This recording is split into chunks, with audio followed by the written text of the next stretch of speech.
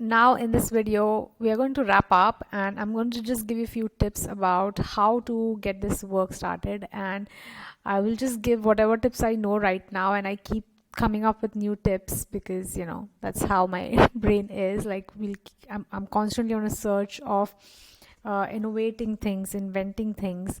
Stay updated. I will probably add it into this course, or I'll upload it on my podcast, or you will see it in my reels. Okay, so one of the tips is basically to habit stack. This is what I mentioned early on. Like, remember how our brain likes to work.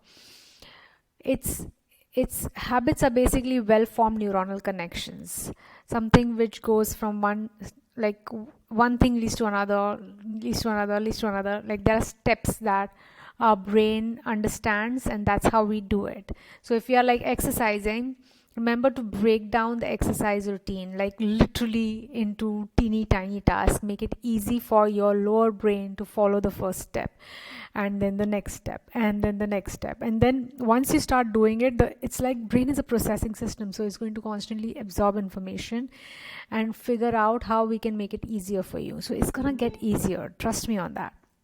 So try to habit stack, so you can put your habit of like journaling with like you can do that first thing in the day, or if you're going to work, go like 5 minutes early, or anytime you get time at work, just do the journal entries. Or even better would be like do it every day or before going to bed, no matter what, just do that.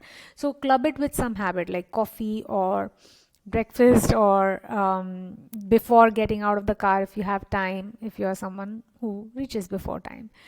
So that is one, is habit stacking. Second is meditation. Now meditation is basically, it means that we want to slow our thoughts.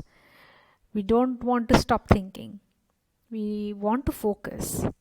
What happens is, when we are focusing on something, all that chatter comes to this focus. The brain is like focusing. So that's what meditation does. Now the best way to meditate is like after you have eaten something, or whenever you're starting your productive day, or if you think your brain is like fully on fire, like it's fried up with a lot of thoughts, you're not feeling good, you can just stop everything and do meditation or take a nap. Now even with meditation, try to do it in a place where no one is going to disturb you, which is sort of relaxing. Your brain doesn't have any sort of other distractions to focus on. You just want to sit with your thoughts, close your eyes, and ensure you not too much noise around, or even if there is noise around, try to focus on one thing, like AC noise or fan noise or a bird or cars. That sort of, just focus on one noise and try to do it like 15 to 20 minutes every day, no matter what. It's a skill-based practice. You need to practice it to reap the benefits of it. And even if you fall asleep in meditation, no problem. That's also a good thing, because that also slows down your thoughts. It's like a perfect break. Even if you can do it for 5 minutes, 3 minutes, 2 minutes, 1 minute, sit and just close your eyes and try to focus on something. It's a beautiful thing. Try to meditate to slow your thoughts. Then remember, this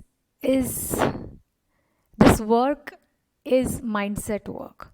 We are trying to figure out how to get our mind to work in a way that we want it to work, not by default, by intention. So the journal, the prompts, the 5-step process, you will be doing it, but sometimes mind is spacing.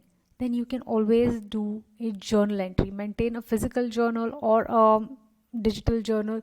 Write down whatever you're thinking. Write down 10 sentences which are in your mind. Just write it down. And if you have time, keep asking why. Like, ask 5 whys. And you always have a coach in you. You have wisdom in you. So your brain will always give you answers. So learn the ability to trust your brain for answers. Now, these are the tips so far that I have, and there are many tips actually, but I just can't think of any right now. If you are someone who is consuming my podcast, you would have more tips. And yeah, the urge jar is one of the best tips that I can give you. Anytime you notice hunger is a good thing. That means your brain is going to go to the fat source for energy if you don't eat.